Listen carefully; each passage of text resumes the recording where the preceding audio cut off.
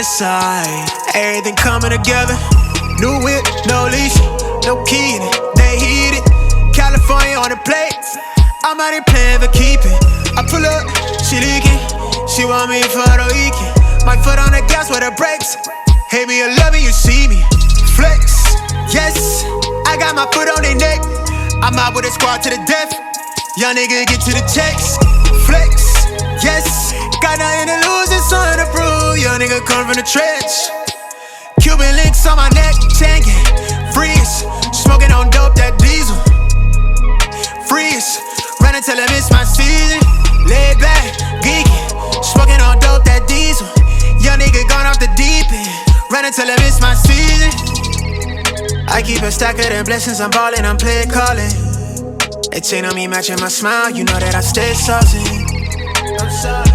Wrist flooded, she drowning. We good on this side, everything coming together. New whip, no leash, no key in it, they heat it. California on the plate, I'm out here playing for keeping. I pull up, she leaking, she want me for the weekend. My foot on the gas with the brakes, hate me or love me, you see me. Flex, yes, I got my foot on their neck. I'm out with a squad to the death, young nigga get to the checks. Flex, yes, got nothing to lose and something to prove. Young nigga come from the trench. Cuban links on my neck, tanking. Freeze, smoking on dope, that diesel. Freeze, running till I miss. What's up, everybody? So I'm back from the normal 2 to 3 week hiatus that I've been doing between videos. If you can't tell from the thumbnail or the intro, this is going to be kind of an explanation of why we've been seeing a lot of the G37 and kind of just some random videos and not a lot of drifting. So, I mean, the G37 drifts, but it's not the smoke show. It's not the loud, crazy interior that I've built and kind of obviously built my brand around. So, the car in question is the FC RX-7. And so, at a urban racing drift event, I hurt the motor somehow. Let's just start there. So I got the car a little hot. I thought I overheated it. I actually let it cool down, kind of checked it, and took it on a few more laps, and it seemed to be working fine. Just had a kind of a scare, right? Air in the system, didn't check the level before I went. So went out for one last final run, and top of third gear, I felt something let go, and then it sounded like I either had a hole in my exhaust or I was having a tippy tap. So kind of pull it into the parking lot area, and obviously having a misfire, cylinder down, and a very loud, distinctive tap on the passenger side. So I then, I sent it out so that it could get fixed. And it was just kind of at the point where it either needed more money to kind of dig deeper into it, or, kind of cut my losses, bring it home, and work on it here at the house. So that's what I had to do. So after 3 months, I finally was able to find someone to help me kind of go and get the car. And we got the car back. And my buddy owns Crescent Auto Repair here in the DFW area. So it's a well-renowned mobile mechanic shop, basically, is what he does. He goes around and fixes your normal average cars. And he's got amazing reviews and stuff like that. And he's just a genuine good friend that I've met through drifting. So that's kind of where this is leading. So in his business, he does this for a living and had all the means to help me kind of go get this and kind of go and do this on his free time in my garage, because he does work out of his truck. So we had to basically start from scratch and just kind of let him do his thing and figure out what's going on with it. So we did some compression tests, and I say I just was kind of standing around when he did this, so let's not get that misconstrued first. But, so anyway, he did a compression test, and everything was good, 175, 180, but cylinder 6, which is on the passenger side, had 210. So that indicated to him that the intake valve, that one of the valves was basically closed. And so that kind of led to tearing down the passenger side, pulling off the head, and checking the lifters and all that. We pretty much found the problem. We found a stuck lifter. And so after a few hours of trying to basically pull the lifter out, we realized that it's not easily going to come out. Something might be catastrophically wrong. It might be mushroomed on the bottom. Could be carbon buildup, whatever. So it kind of led us into this little rabbit hole of things to do. All right, so I'll kind of just turn you around and it'll maybe help explain a little bit. So we are on the passenger side, and initially this lifter, so this is cylinder 6 right here, this lifter was the one that was stuck. Everything else came out fine. So we kind of worked on that for a little bit, and he had to purchase it's a little lifter puller basically that slides down inside the lifter. So it'll slide down in the lifter, grab it, and then it kind of has like a slide hammer so you can try to get it out. It wouldn't really budge much, wouldn't do much. So that's kind of what led to taking out the radiator, basically having to take the cam out.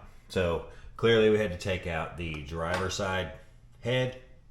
Kind of do the same thing. Of course, all the lifters came out perfectly fine, and since they're not lined up perfectly, we couldn't quite see exactly what was going on with cylinder 6 from cylinder 5. So we had to take everything apart, timing cover, all that fun stuff. So it was ready to come right out. There wasn't any mushrooming, any kind of crazy stuff like that we could tell. So we got some magnets and just carefully kind of got the lifter, we pushed it through and then pulled it out through the front where the cam opening is. So this right here, let's get you a better. This is the main problem. So for some reason, this lifter actually just failed. This pin that holds in the roller, there's either, I don't know if it's going to focus on it, but it looks like that retainer clip has failed for some reason. Maybe it was some reason, but it failed and allowed this pin to slide out. Now I'm going to insert a picture. I took it on my phone right now, but this caught the inside of the sleeve for that lifter on my block. So if we look down, just down in there at the bottom, you can see a little piece missing. See it right down there at the light. So that's where that pin, when the cam came up, it actually pushed it up in there. And so what that did was push the valve. I don't know if you can see that right there, but it basically stuck open, and then when the piston came up, it tapped the valve closed, and that's where it stayed closed, and of course that was making the noise, and that's when I shut it all down and realized something was wrong. So all of that, basically, that's what's been going on with the FC. So pretty much what I am going to do is I am going to find an Escalade 6.2, the all aluminum, and build that out. Kind of mimic Taylor Ray. I mean, I'm already Taylor Ray fanboy, Taylor Ray car, all this whatever nonsense. But it's an easy to follow build, easy to build. And so that's why I'm going to do that. But until then, we are going to put a new lifter in here. Got new gaskets, new studs, things like that. I actually got a new starter because if you can tell from the other videos, I have trouble starting the car when it gets hot. So we're going to put a shield over that and kind of get that running. Great. Yeah. And then so hopefully going to have it running, within a couple weeks and be able to just see some content on this. Yeah, I've missed her. I love this car. I love I love that it's a YouTube car, that it was built on camera, that, it means so much more than just a car to me.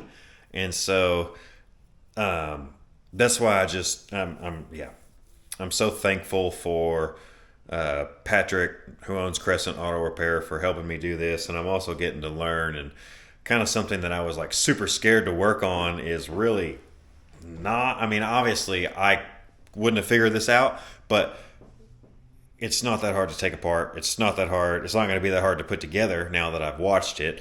Yeah, so I'm just ever grateful for that, so I can kind of stay away from this thing ever happening again. You get more satisfaction from working on the car, even though I'm doing it after I get home. He's already been here in the garage most of the day.